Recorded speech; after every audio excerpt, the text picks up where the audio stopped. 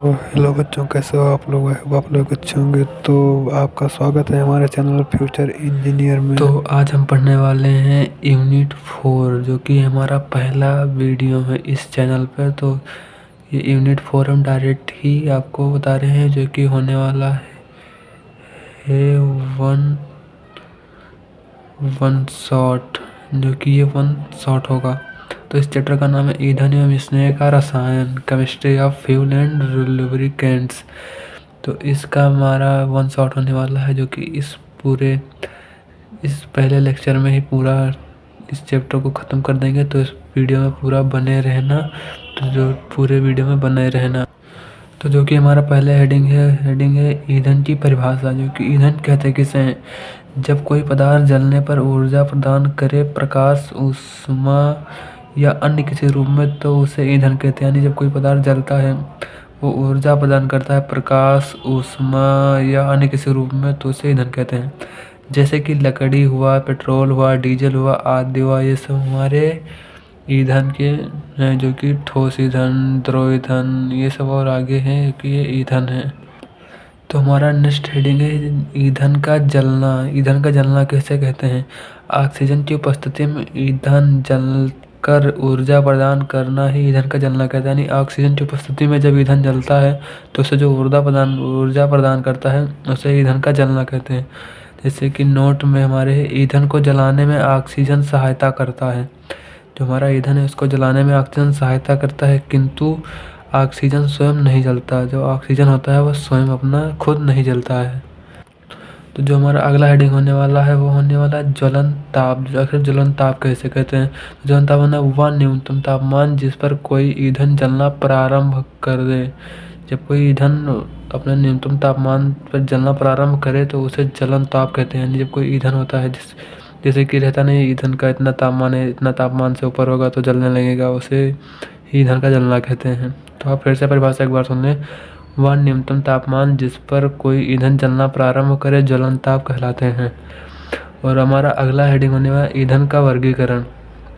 तो जो ईंधन का वर्गीकरण है, ये भौतिक अवस्था के आधार पर वर्गीकरण हुआ है। तो भौतिक अवस्था के आधार पर वर्गीकरण, जो हमारा वर्गीकरण हुआ है, ये भौतिक अवस्था के आधार पर हुआ है। तो हमारा पहला है ठोस ईंधन, दूसरा है द्रव ईंधन, तीसरा है गैस ईंधन।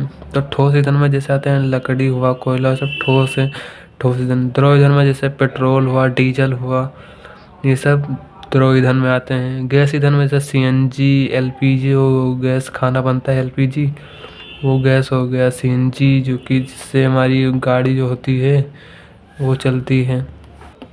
तो हमने वहाँ पर पढ़ा ठोस ईंधन, द्रव ईंधन, गैस ईंधन, जो कि इधर लिख लिए हैं। तो इसके भी दो दो प्रकार होते हैं। तो ये पहला होता है प्राकृतिक और दूसरा होता है आर्टिफिशियल, यानी नेचुरल एंड आर्टिफिशियल। प्राकृतिक, कृत्रिम। द्रव भी ऐसे होता है, प्राकृतिक, कृत्रिम, नेचुरल, आर्टिफिशियल। गैस भी ऐसे होता है, प्राकृतिक, कृत्रिम। तो जब भौतिक अवस्था के आधार पर ईंधन 3 प्रकार के होते हैं, जो कि मैंने पहले ही आपको बताया, भौतिक अवस्था के आधार पर इसका वर्गीकरण हुआ है। तो जो 3 प्रकार हैं, उसे आप देख लीजिए। जो कि पहला प्रकार है हमारा, वो है ठोस ईंधन। पहला प्रकार, तो वह ईंधन जो ठोस अवस्था में पाया जाता है, उसे ठोस ईंधन कहते हैं। जैसे कोयला हुआ, लकड़ी हुआ, आदि। ठोस ईंधन भी 2 प्रकार के होते हैं। जो ठोस ईंधन होते हैं, ये भी 2 प्रकार के होते हैं।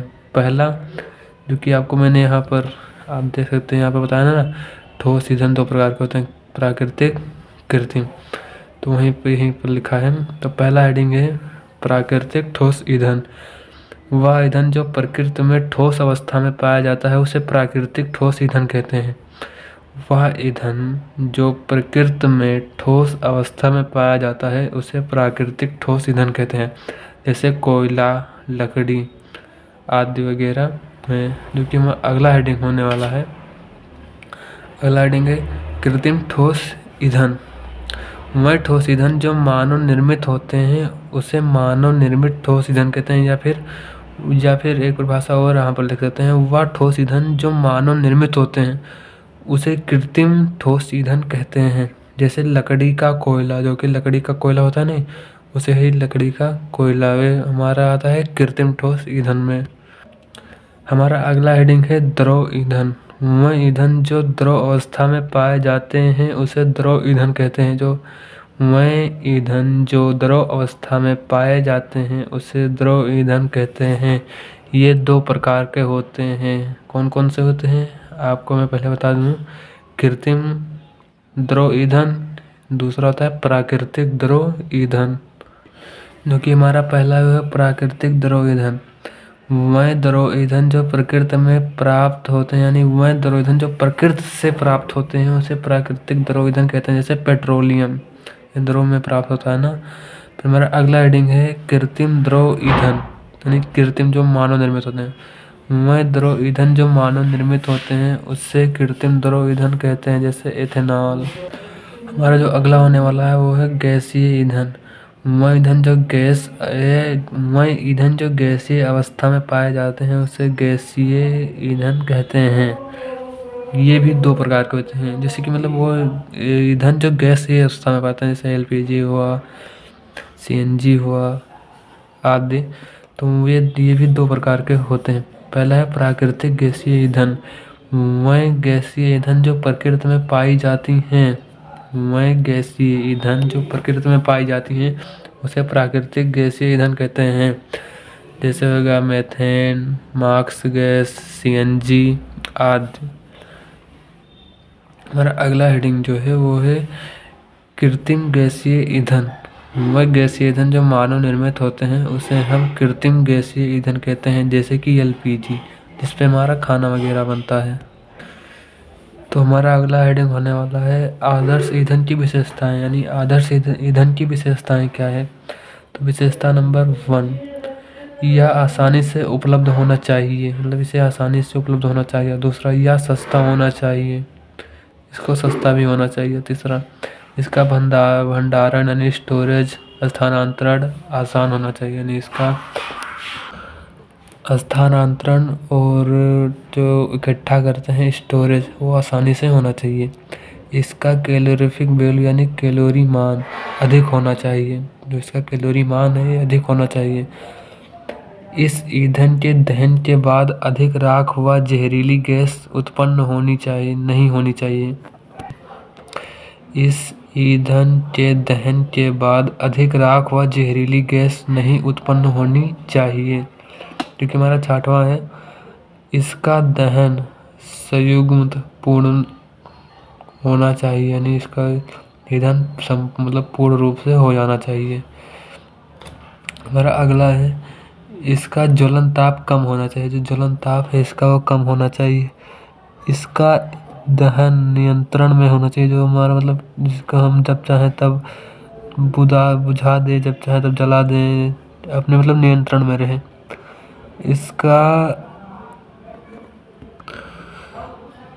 इससे पर्यावरण प्रदूषण नहीं होना चाहिए, जो हमारा पर्यावरण प्रदूषण है इसके मतलब आदर्श ईंधन से नहीं होनी चाहिए। इसकी विशेषताएं हैं, इसका उपयोग के लिए हानिकारक नहीं होना चाहिए, नहीं इसका उपयोग के लिए हानिकारक नहीं होना चाहिए, इसका उपयोग करे वो हानिकारक ना रहे। जो कि हमारा नेक्स्ट हेडिंग है ठोस, द्रव तथा गैसीय ईंधन का तुलनात्मक गुण। जो ठोस है, द्रव है और गैसीय है, इसका गुण क्या क्या है। पहला गुण है भंडारण यानी स्टोरेज, क्योंकि मैंने इंग्लिश में लिख दिया है स्टोरेज, यानी इसको मतलब इकट्ठा करना। इसका स्टोरेज आसान है, मतलब ठोस को आसानी से स्टोरेज किया जा सकता है। द्रव सावधानी पूर्वक बड़े टैंकर में इसका मतलब स्टोरेज किया जाता है। आपको राइटिंग समझ में नहीं आएगी तो हम बोल रहे हैं, आप यहाँ से मतलब लिख लेना, कहीं पर लिखना होगा तो। जैसे अत्यधिक सावधानी पूर्वक कलेक्ट में, मतलब अत्यधिक सावधानी पूर्वक इसको इकट्ठा किया जाता है, ताकि जिससे वो कोई बड़ी बड़ी गैस रहती है तो वो फट जाती हैं, जिससे बहुत खतरा रहता है। दूसरा है स्थानांतरण, यानी एक जगह से दूसरी जगह ले जाना। इसका स्थानांतरण आसान है, यानी इसका स्थानांतरण आसान है। आप खुद सोच लीजिए कि जो चीज़ ठोस होती है उसे कितना आसानी से स्थानांतरण किया जा सकता है। अगला है द्रव में। इसका स्थानांतरण द्रव में कैसा है? पाइप द्वारा और टैंक की सहायता से स्थानांतरण किया जाता है, यानी पाइपों के द्वारा और टैंक के द्वारा इसका स्थानांतरण किया जाता है। गैस का है पाइप द्वारा और सिलेंडर में भरकर, जैसे हमारे घर में जो सिलेंडर नहीं आता है, इसमें एलपीजी भरी रहती है, उस सिलेंडर में पाइप द्वारा और सिलेंडर में भरकर स्थानांतरण किया जा सकता है। मूल्य सस्ते, मतलब ठोस सस्ते होते हैं, द्रव महंगे होते हैं और गैस अत्यधिक महंगे होते हैं। आप देख लीजिए, गैस अत्यधिक महंगे होते हैं। उपलब्धता, यह आसानी से उपलब्ध है। यह पेट्रोल पंप आकृति डीजल के पास आसानी से मिल जाता है।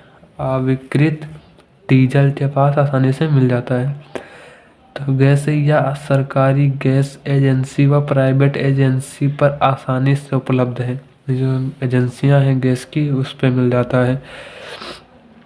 पाँचवा है ऊष्मीय मान। इसका ठोस का ऊष्मीय मान कम, द्रव का ऊष्मीय मान अधिक और गैस का ऊष्मीय मान अत्यधिक।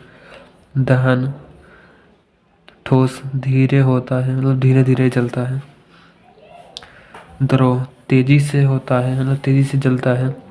और गैस अत्यधिक तेजी से जलता है, मतलब अत्यधिक तेजी से वो जलता है। फिर इसका ज्वलन ताप समान होता है। ये जो हमारी लाइन है ठोस की है, ये द्रव की है और ये गैस की है। ज्वलन ताप सामान्य होता है, कम होता है, बहुत कम होता है ज्वलन ताप, जिस पर मतलब जल जाए। फिर एग्जाम्पल के लिए हम एग्जाम्पल ले रहे हैं, जो कि हमारा एग्जाम्पल होगा। लकड़ी, कोयला ये ठोस में आएगा। डीजल पेट्रोल ये द्रव में आएगा। एलपीजी सीएनजी कामा सीएनजी, तो बीच बीच में कामा लगा हुआ है। सीएनजी ये हमारे गैस में आ जाएंगे। तो अगला हेडिंग होना है ईंधन का संगठन।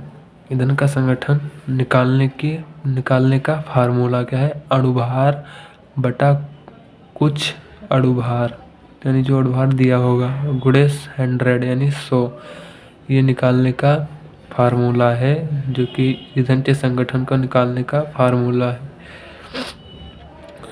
तो पहला मतलब इसको पॉइंट वाइज लिख लेना। जैसे पॉइंट वाइज लिखा है लिख लेना, वीडियो पॉज करके लिख लेना। जो कि पहला होने वाला है कोक। कोक में 90% से ज़्यादा कोयला होता है, यानी जो कोक होता है उसमें 90% से भी ज़्यादा कोयला होता है। कोक और कोयला में अंतर है। फिर दूसरा पॉइंट है, जब कोयला को 1100 डिग्री सेल्सियस में गर्म करते हैं तो ऑक्सीजन, ये ओ है ना, ये ऑक्सीजन है, जीरो नहीं है, ओ से ऑक्सीजन, जो कि हम लिख दे रहे हैं ऑक्सीजन, ये है नाइट्रोजन।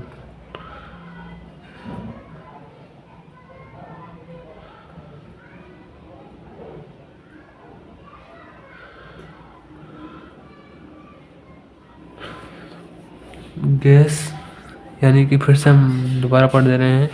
जब कोयला को 1100 डिग्री सेल्सियस में गर्म करते हैं तो ऑक्सीजन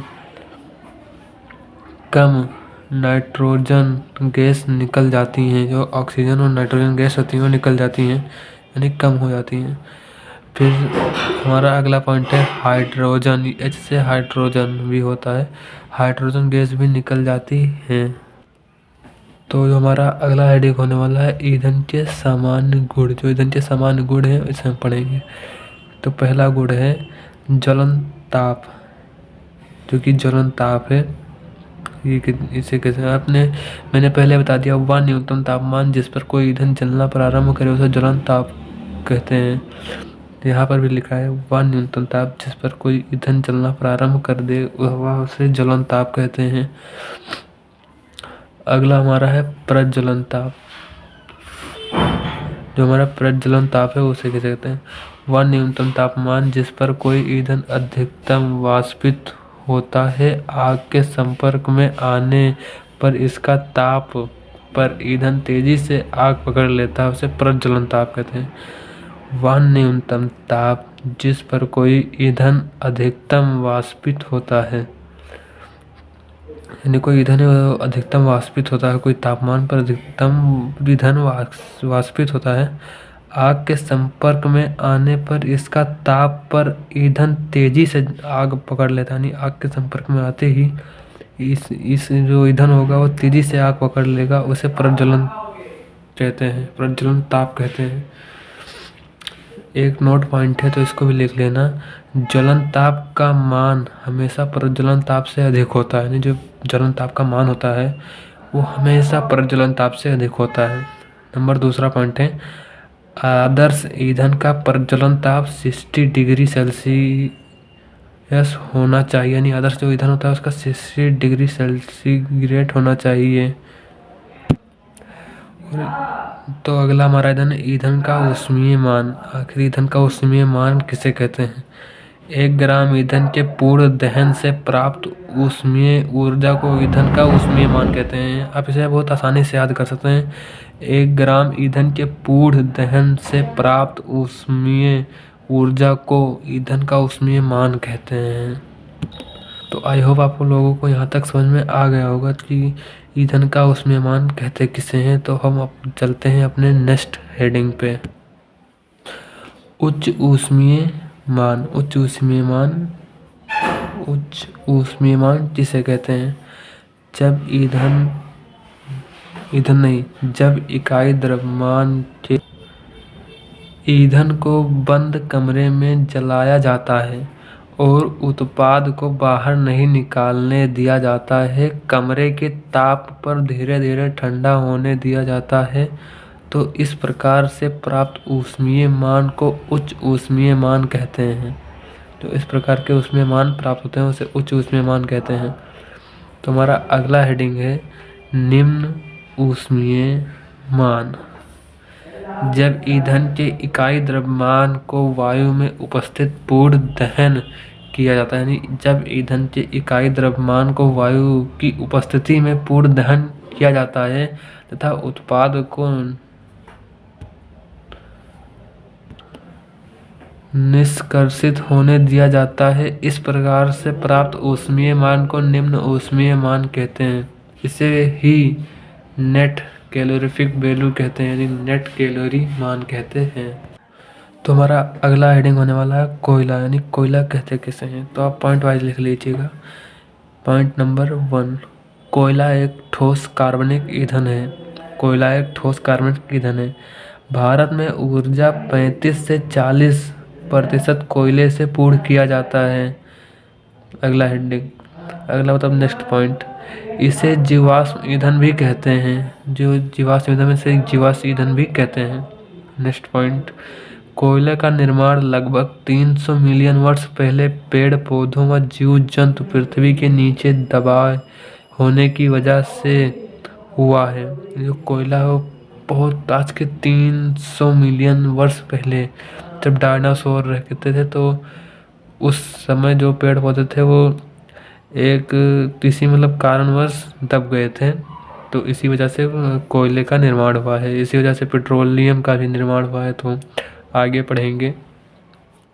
तुम्हारा अगला है पॉइंट है अत्यधिक दाब व ताप सहन करने से कोयला का निर्माण हुआ है, यानी जो यहाँ पर दब चुके थे, दबने के बाद में अत्यधिक दाब व ताप सहन करने के बाद कोयला प्राप्त हुआ है। आप लोग इतना मतलब समझ गए होंगे जो मैं कहना चाहता हूँ। तो पहला है मतलब आप फिर यहाँ से देखिए जो कि कुछ प्रकार हैं जिसमें कोयले की प्रतिशत, हाइड्रोजन की प्रतिशत, ऑक्सीजन की प्रतिशत जो इसमें मेंशन है। तो लकड़ी का कोयला, लकड़ी के कोयले में कार्बन जो होता है वो 90% कार्बन होता है, इसलिए 90%, और हाइड्रोजन 2% होता है, ऑक्सीजन 3%, नाइट्रोजन 1%, सल्फर जो कि एस से पढ़ा जाता है सल्फर। आप लोग मतलब इतना तो जानते होंगे कि किससे पता है, सल्फर जो कि 0.5% सल्फर उपस्थित होता है। दूसरा है, पहला है लकड़ी, कार्बन 15%, हाइड्रोजन 6%, ऑक्सीजन 43%। तो अब आ जाता है कोयला। तो कोयला का तो नहीं है लेकिन कोयला के कुछ प्रकार हैं, जैसे पीट कोयला, लिग्नाइट कोयला, लिग्नाइट, ब्यूटेमेन, एंथ्रासाइट्स, ये कुछ कोयला के प्रकार हैं। तो पहला है पीट कोयला। पीट कोयले में कार्बन 40 से 55% कोयला रहता है। हाइड्रोजन 6%, ऑक्सीजन 30 से 35% ऑक्सीजन रहता है। लिग्नाइट कोयला में 50 से 60% कार्बन रहता है और 6% वो रहता है हाइड्रोजन और 12 से 20% ऑक्सीजन रहता है। ब्यूटेमेन में 60 से 80% कार्बन रहता है, 5.5 यानी 5.5% हाइड्रोजन रहता है और 5% ऑक्सीजन रहता है। एथेसाइट में 80 से 90% कार्बन रहता है, 3.3 है 3.3% हाइड्रोजन रहता है। इसको पीछे परसेंट लगा दो सभी के। और ये 2% ऑक्सीजन रहता है। सबसे अच्छा जो कोयला होता है वो यही रहता है, डी वाला, एथेसाइट्स कोयला। अब हम जो कोयला पीछे बता रहे थे उसी के कोयले के प्रकार हम पढ़ने जा रहे हैं, जो कि उसी में रहेगा। तो कोयले मुख्यतः 4 प्रकार का होता है। जो कोयला होता है वो मुख्यतः 4 प्रकार का होता है। पहला है पीट कोयला। ये हल्के भूरे रंग का कोयला होता है। इसमें 40 से 50% तक कार्बन होता है। दूसरा पॉइंट है, इसमें वाष्पशील पदार्थ ज़्यादा होते हैं, जैसे कि nitrogen, sulphur, oxygen, hydrogen. Next point, यह सबसे निम्न गुणवत्ता का कोयला होता है।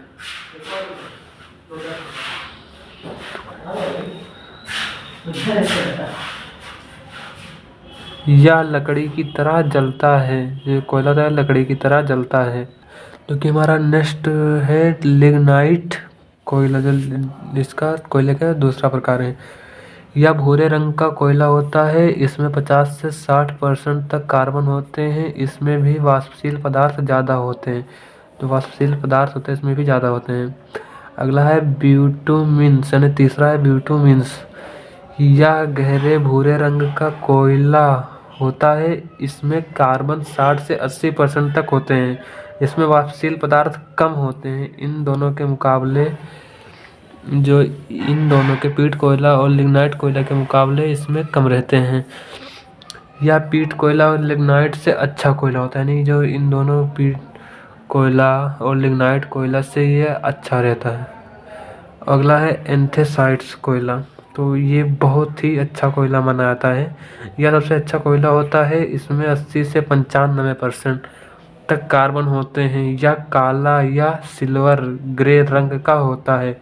इसमें वाष्पशील पदार्थ कम होते हैं। इसमें जल वाष्प भी कम होता है।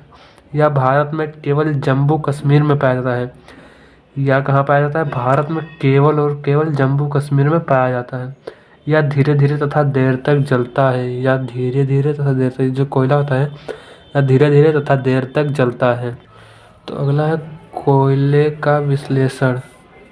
कोयले का नमूना, जो कि मतलब कोयले के कुछ प्रकार हैं। नमी, मतलब नमी में कितने % रहते हैं। राख सामग्री कितनी बचती है जलाने के बाद में। मूल्यवान सामग्री कितनी बचती है। और फिक्स्ड कार्बन, यानी कार्बन कितना बचता है, जो कि फिक्स रहता है। तो पहला लिग्नाइट, जो कि लिग्नाइट कोयला था, ये 38.4% नमी में रहता है। राख सामग्री इसका 5.9% रहता है। मूल्यवान सामग्री 27.1%। फिर से 28.6। इसको आप मतलब ध्यान से समझाने लायक कोई है नहीं, तो इसको आप देख कर स्क्रीनशॉट लेकर लिख लीजिए। अब आ गया हमारा नेक्स्ट हेडिंग, जो कि है द्रव ईंधन। तो द्रव ईंधन क्या है? देखो, पेट्रोलियम को द्रव ईंधन कहा जाता है। यानी जो पेट्रोलियम होता है इसे द्रव ईंधन कहा जाता है। यह पीला, भूरा और हरा रंग में पृथ्वी के नीचे से निकाला जाता है। अगला पॉइंट है, पेट्रोलियम एक लैटिन शब्द है जिसका मतलब चट्टान का तेल होता है। यानी सबसे इम्पोर्टेंट है, पेट्रोलियम एक कैसा शब्द है? लैटिन शब्द, जिसका मतलब होता है चट्टान का तेल। यानी जो पेट्रोलियम का मतलब होता है उसे चट्टान का तेल। आपको ये भी पूछा था चट्टान का तेल किसे कहते हैं, ऑप्शन में दे दिया पेट्रोलियम आदि कुछ वगैरह, तो आप लगा सकते हैं। क्योंकि अगला है इससे कच्चा तेल भी कहते हैं, इसे कच्चा तेल भी कहते हैं, क्रूड ऑयल। इसे मिनरल ऑयल भी कहते हैं। इसका जो हिंदी होता है, इसका हिंदी खनिज, इसे खनिज कहते हैं। मिनरल ऑयल भी कहते हैं, यानी खनिज तेल भी कहते हैं। जो कि नीचे से निकल आता है ना, तो खनिज तेल, आप जानते हैं खनिज किसे कहते हैं, तो इसीलिए इसे खनिज तेल भी कहते हैं। जो कि मतलब अगला है वो है पेट्रोलियम का शोधन। पेट्रोलियम का शोधन में आप हेडिंग डालिए पेट्रोलियम, तो आप लिख सकते हैं, आप वीडियो पॉज करके लिख भी सकते हैं। तो चलिए पढ़ते हैं। पेट्रोलियम धरातल के नीचे आवासादी चट्टानों यानी तलछटी चट्टानों, यानी इसको तलछटी चट्टानों भी लिख सकते हैं, में पाया जाता है। पेट्रोलियम शब्द का अर्थ चट्टान का तेल, रॉक ऑयल, यानी रॉक ऑयल भी से कहा जाता है। पेट्रोलियम काले भूरे रंग का एक तेलीय द्रव होता है, इसीलिए इसे काला सोना भी कहा जाता है। इसे काला सोना भी कहता है, नहीं इसे क्या क्या कहा जाता है, आप देख लीजिए। तलछटी चट्टान, आवासदी चट्टानों यानी तलछटी चट्टान, इसे कहा जाता है चट्टानों का तेल, रॉक ऑयल। फिर दूसरा रॉक ऑयल, फिर है इसे कहा जाता है काला सोना, भी इसे को ही कहा जाता है। कच्चे तेल को सभी वस्तुओं की जननी माना जाता है, क्योंकि इसका उपयोग विभिन्न उत्पादों जैसे फार्मास्यूटिकल्स, प्लास्टिक, गैसोलीन, सिंथेटिक कपड़े आदि के निर्माण में किया जाता है। दुनिया में पहला कच्चा तेल का कुआं, ये मोस्ट इम्पॉर्टेंट है, दुनिया में पहला कच्चे तेल का कुआं पेंसिल्वेनिया यानी यूएसए में पड़ता है, में वर्ष 1859 में, मतलब 59 ईस्वी में खोदा गया था। जो पहला कुआं था वो यूएसए में, इस जगह पर 1859 में खोदा गया था। पेट्रोलियम से ही पेट्रोल, डीजल, मिट्टी का तेल, प्राकृतिक गैस आदि को प्राप्त किया जाता है। यानी जो हमारा पेट्रोलियम है, इसी से ही पेट्रोल में डीजल, मिट्टी का तेल, पेट्रोल, प्राकृतिक गैस आदि को प्राप्त किया जाता है, इसी से ही, पेट्रोलियम से ही। जो कि हमारा अगला हेडिंग है, कैसे प्राप्त किया जाता है इन सभी को, हम इस हेडिंग में आपको बताएंगे। पेट्रोलियम का शोधन, पेट्रोलियम का शोधन जिसे कहते हैं, पेट्रोलियम का शोधन प्रभाजी आसवन विधि द्वारा किया जाता है। ये ऊपर लिखा है, तो ये इम्पोर्टेंट है। पेट्रोलियम का शोधन प्रभाजी आसवन विधि द्वारा किया जाता है। ये आपको बहुविकल्पीय या फिर वन लाइनर में पूछ सकता है। प्रभाजी आसवन में मिश्रण को अलग अलग तापमान पर गर्म करके भिन्न भिन्न क्वथनांक वाले द्रव को अलग किया जाता है। अब आप लोग क्वथनांक तो पढ़े होंगे हाई स्कूल में या फिर इंटर करके आए हैं वो इंटर में, तो आप गर्म करके विभिन्न विभिन्न मतलब जो अलग अलग तापमान पर गर्म करके किया जाता है, सभी को निकाला जाता है।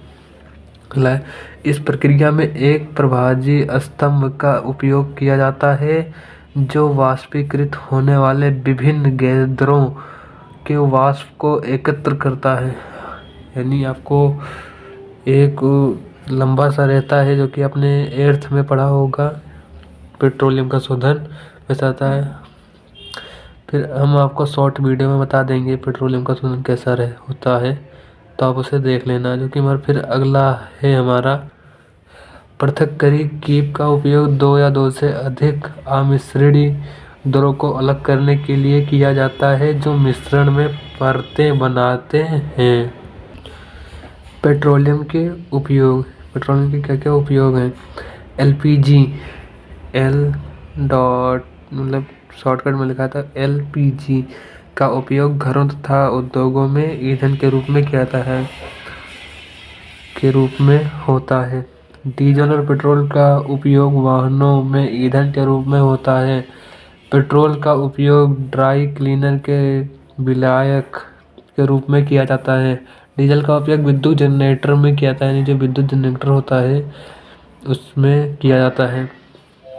केरोसिन का उपयोग स्टीमर और जेट विमानों के ईंधन के रूप में किया जाता है। पैराफिन मोम का उपयोग मोमबत्ती, मलहम, कैंडल आदि को बनाने में किया जाता है। तो आज के लिए बस इतना ही, वरना लेक्चर बहुत बड़ा हो जाएगा तो आप बोर होने लगेंगे। तो बस इतना ही। चैनल को सब्सक्राइब करके एक लाइक कर देना और इसे अपने पूरे कॉलेज के ग्रुप में भेज देना। इसका नेक्स्ट पार्ट जल्दी से आएगा। तो वीडियो को पूरा देखने के लिए धन्यवाद।